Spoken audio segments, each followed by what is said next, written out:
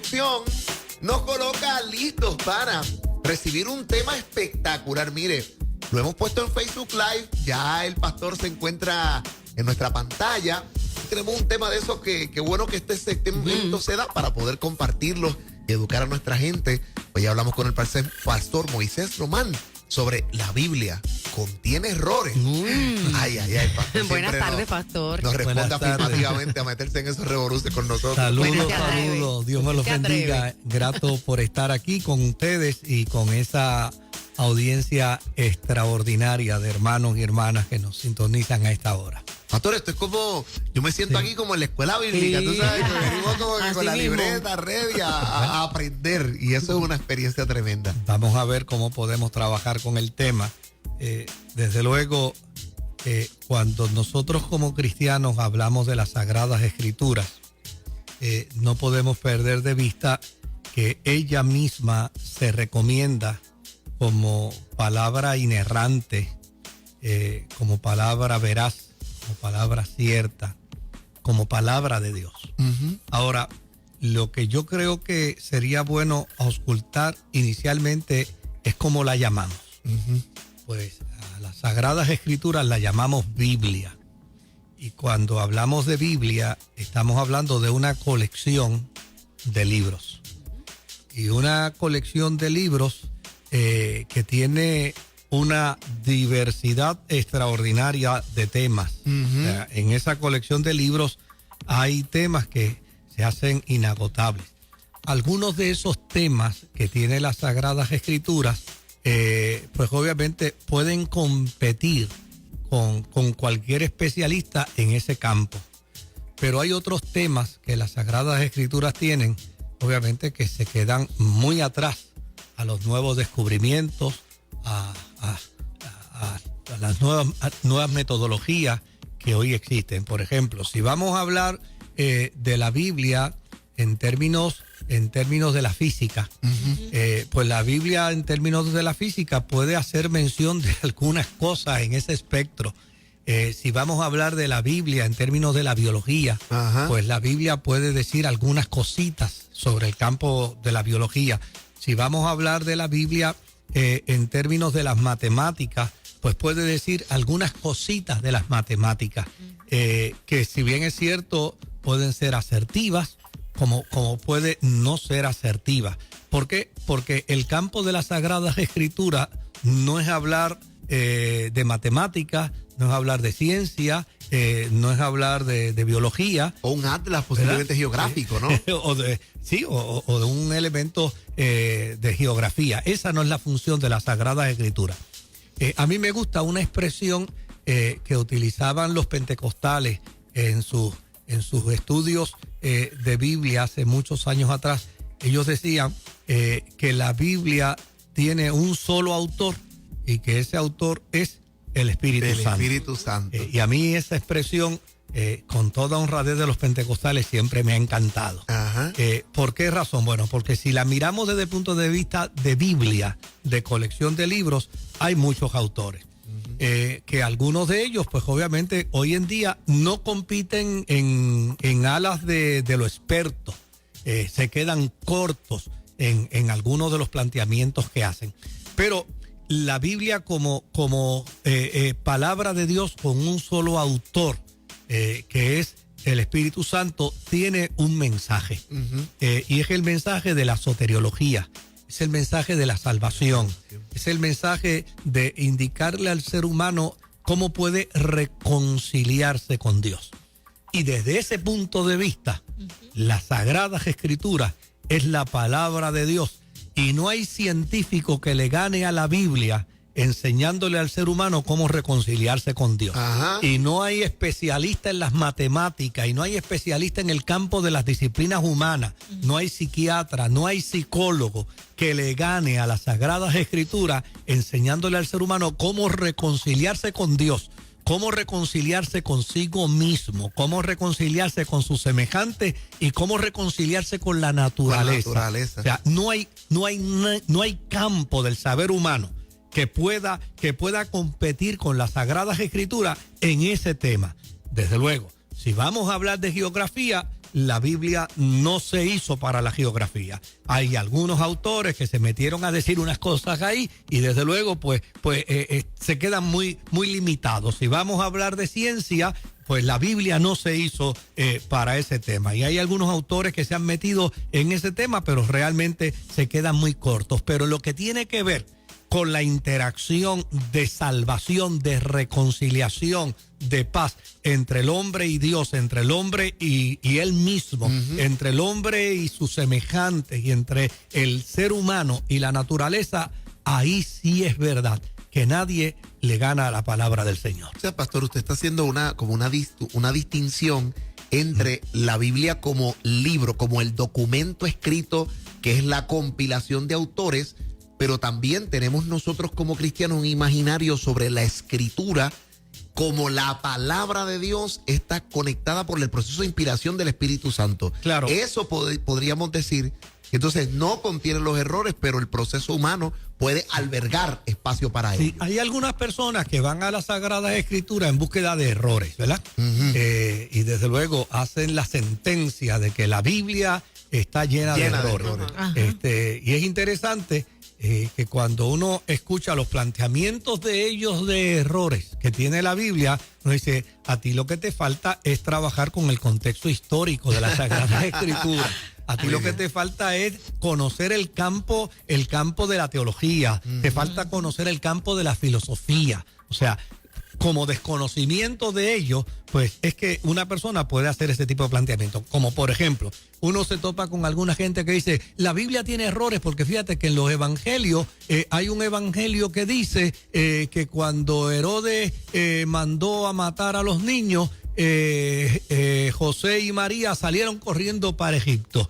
Pero en otro evangelio dice que se quedaron y que estuvieron en Jerusalén y que nunca salieron de Egipto. Dice, eso es lo que tú le llamas un error. Sí, la Biblia tiene errores porque cuando habla de la resurrección de Jesús, dice que en la tumba había 2 ángeles. Ajá. Y hay otro evangelio que dice que había un ángel. Y a eso tú le llamas error.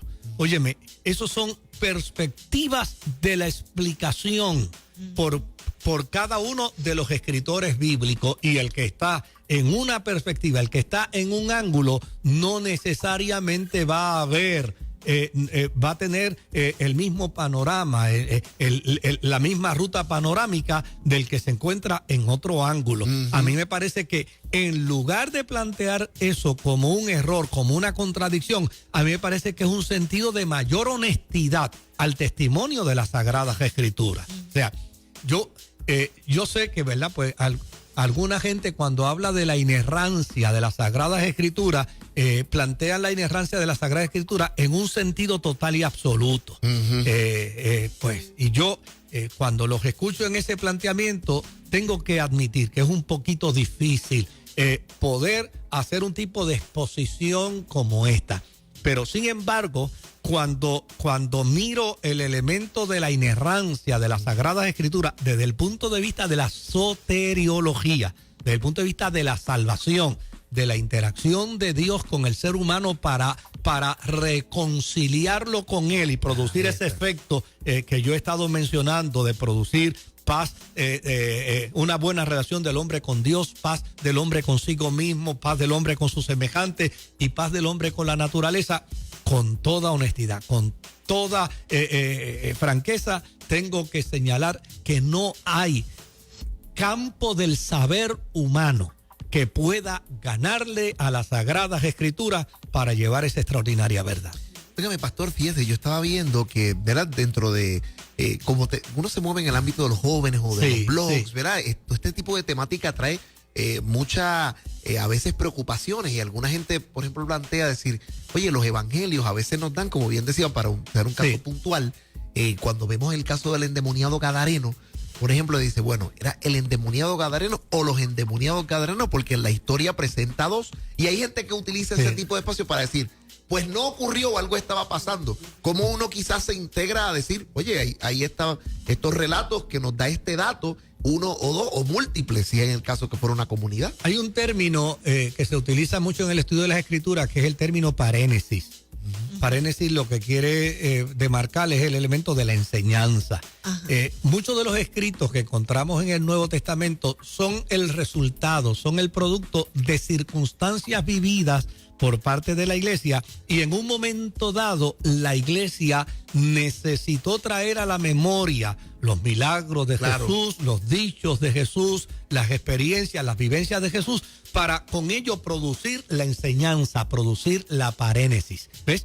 Entonces, en ese sentido, pues desde luego para los narradores de las experiencias bíblicas no era tan importante el dato desde el punto de vista estricto, sino más bien el mensaje que podía producir ese dato. Por ejemplo, uno se encuentra, digamos, en el caso del endemoniado de Gadara, ¿verdad? O los endemoniados de Gadara, y mucha gente se queda con los cerdos, con el dilema de los cerdos, o se queda entonces con la cuestión de un loco que estaba enfurecido, que estaba agresivo, etcétera, etcétera.